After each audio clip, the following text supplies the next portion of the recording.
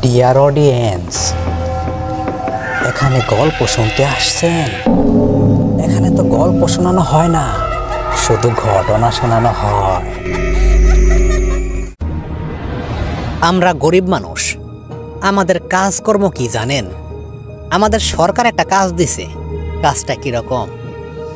যখন রাস্তাঘাট ঠিকঠাক করা হয়, বোঝেন তো, বিভিন্ন সময় আমাদের দেশে নেতা ফেতার জন্ম নেয়। তো কিরকম নেতা ফেতা বর্তমানে দেশে আছে তা তো বুঝতেই পারতেছেন। শুধু নিজের ভুঁড়ি বড় করার জন্যই এই সমস্ত নেতা ফেতার জন্ম আমাদের বাংলাদেশে। তো এবার ছাত্ররা যা করছে, আমি নিজেও একজন ছাত্র, পুরো দমে ভালো কাজই করছে। আমার কথা অনুযায়ী সব সময় আমি এদের সাথেই ছিলাম, এবং আমাদের প্রধানমন্ত্রী শেখ হাসিনা, তাকে শুধু একটা মহিলা মনে করতাম, একটা মা মনে করতাম।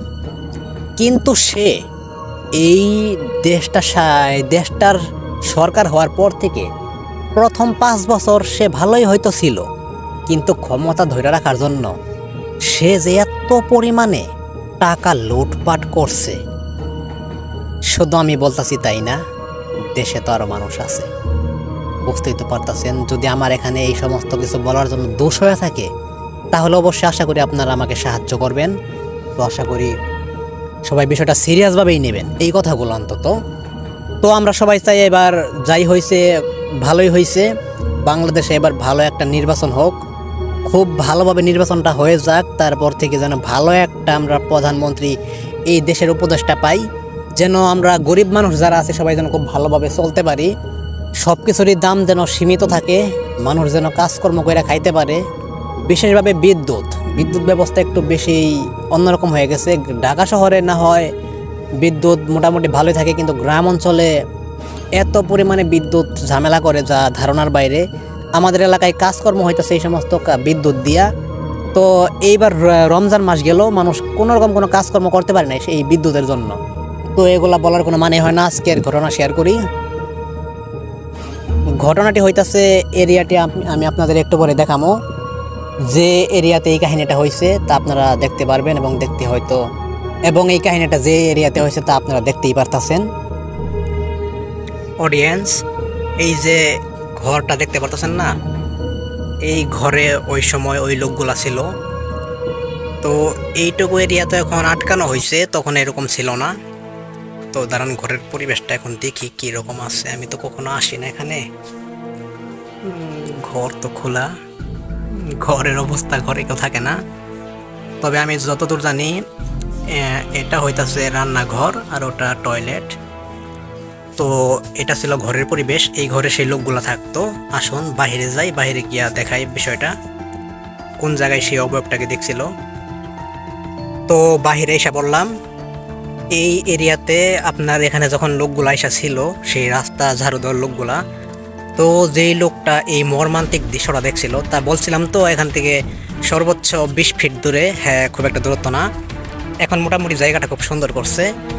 তো এখান থেকে ওই ঘরে লোকটা ছিল, তো এখান থেকে এই তো সামনে দাঁড়ান, আমি আরেকটু কাছে যাইতাছি, পরে বিষয়টা ভালোভাবে দেখতে পারবেন। তো ওখান থেকে আমি যেভাবে হেঁটে আসতেছি, তো সেই লোকটা এখানে হাইটে আসছিল।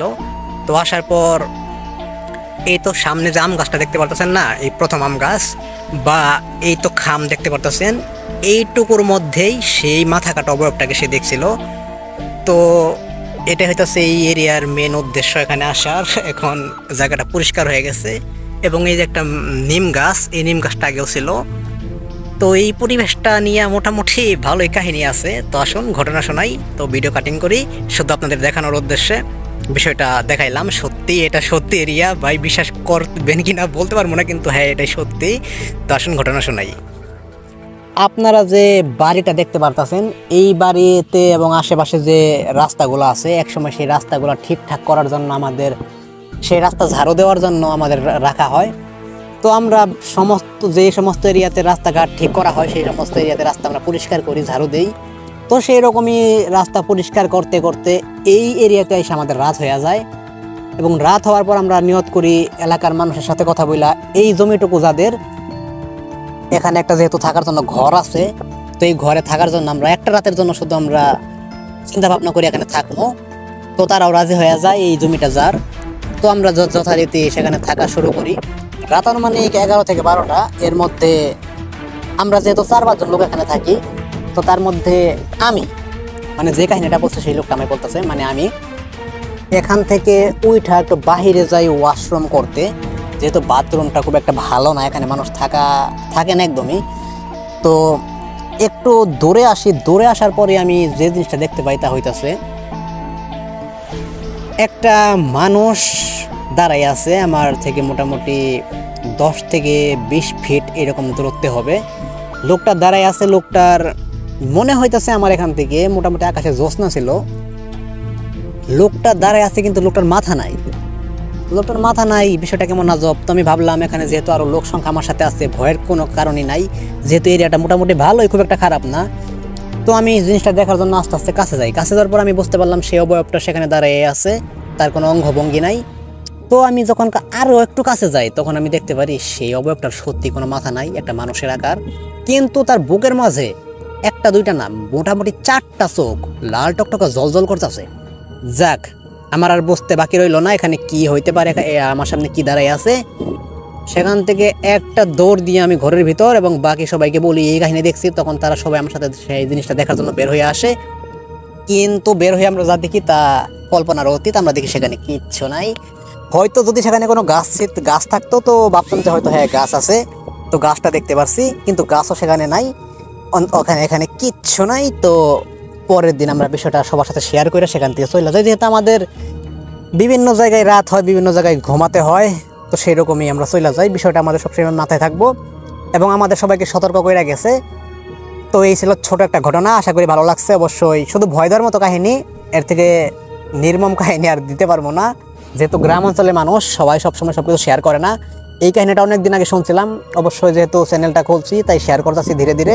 অবশ্যই সত্য ঘটনাগুলো শেয়ার করি, আশা করি সম্পূর্ণ কাহিনী এনজয়ের সাথেই নেবেন। আর আমি শাহিন আজকের মতো বিদায় নিচ্ছি, আসতেছে আগামীকাল একই সময় আবার রক্তহীন একটা ভৌতিক ঘটনা নিয়ে। তো সেই পর্যন্ত সবাই ভালো থাকবেন, সুস্থ থাকবেন এবং ফেয়ার অন ব্ল্যাক ম্যাজিক এই ছোট ইউটিউব চ্যানেলের সাথে থাকবেন। ধন্যবাদ।